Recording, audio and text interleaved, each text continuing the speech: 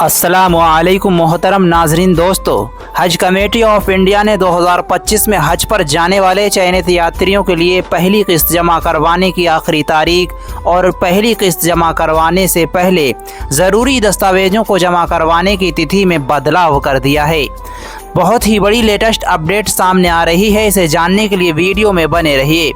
200 चयनित हज यात्रियों को प्रति हज यात्री के हिसाब से 1,30,300 रुपये की अग्रिम राशि जमा करने की अंतिम तिथि 31 अक्टूबर से बढ़ाकर 11 नवंबर 2024 कर दी गई है, जबकि पहली किस्त जमा करवाने से पहले ज़रूरी दस्तावेज जमा करने की अंतिम तिथि 5 नवंबर से बढ़ा दी गई है। हज कमेटी ऑफ इंडिया ने घोषणा की है कि अब आगे तारीख में कोई बदलाव नहीं किया जाएगा। यदि आप इच्छुक हैं तो ये आखिरी मौका है। हज के लिए पहली किस्त राशि जमा करने के बाद अंतिम रूप से चयनित हज यात्रियों को निम्नलिखित दस्तावेज अपने संबंधित राज्य हज समिति कार्यालयों में जमा करने होंगे, जो इस प्रकार हैं। हज एप्लीकेशन फॉर्म, फीस जमा की हुई रसीद भी आपको भेजना है हज कमेटी को, medical screening and fitness certificate, और आपको भेजना है self attached copy of international mechanic readable passport, और आपको 2 फोटो भेजना है, और आपको कैंसिल चेक भी भेजना है। आपके पास चेक बुक नहीं है तो आप अपनी बैंक की पासबुक की फ़ोटो कापी भेज सकते हैं। 1,30,300 रुपये हज यात्रियों के लिए जो पहली किस्त के रूप में जमा करना है, ये रकम स्टेट बैंक ऑफ इंडिया या यूनियन बैंक ऑफ इंडिया में आप जमा कर सकते हैं। हज सुविधा ऐप के ज़रिए भी आप यूपीआई, नेट बैंकिंग या डेबिट कार्ड या क्रेडिट कार्ड के माध्यम से ऑनलाइन जमा कर सकते हैं। दोनों बैंकों की रसीद की कॉपी हज कमेटी की वेबसाइट पर उपलब्ध है। वह आप फिल करने के बाद बैंक में जाने के बाद अपनी रकम जमा कर दें। हज यात्रा पर जाने वाले हाजियों के लिए बहुत ही बड़ी जानकारी ये है, हज यात्रा पर यदि आप जा रहे हैं और आप जाना ही चाहते हैं तो आपको साल 2025 की हज यात्रा के लिए तैयारियां बहुत ही तेज़ी से करना है। हालांकि इस बार प्रक्रिया में थोड़ा बदलाव किया गया है और सभी यात्रियों के लिए मेडिकल स्क्रीनिंग और फिटनेस सर्टिफिकेट अनिवार्य कर दिए गए हैं। बिना इसके हज पर आप नहीं जा सकेंगे। हर यात्री को जिला अस्पतालों और सामुदायिक और प्राथमिक स्वास्थ्य केंद्रों से ये सर्टिफिकेट प्राप्त करना होगा, जिसे सरकारी चिकित्सक द्वारा जारी किया जाएगा। स्वास्थ्य सर्टिफिकेट मिलने के बाद ही यात्री ट्रैवल कर सकते हैं।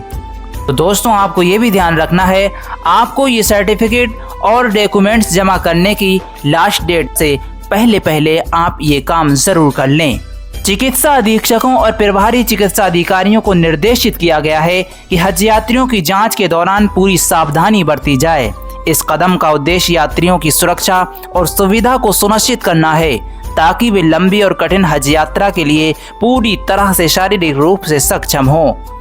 और दोस्तों, हज यात्रा पर जाने वाले ज़ायरीनों को भी सलाह दी गई है कि वे जल्द से जल्द अपने नज़दीकी स्वास्थ्य केंद्र में जाकर अपनी मेडिकल जांच पूरी करा लें, फिटनेस सर्टिफिकेट प्राप्त कर लें। ये प्रक्रिया हज यात्रा की एक महत्वपूर्ण कड़ी है, जिससे सभी यात्रियों की सेहत को प्राथमिकता दी जा रही है, ताकि उनकी यात्रा सुरक्षित और आरामदायक हो सके। बेहतर होगा कि वे इस काम को जितना जल्दी हो सके पूरा कर लें और 5 नवंबर तक ये अपने डॉक्यूमेंट्स जमा कर दें।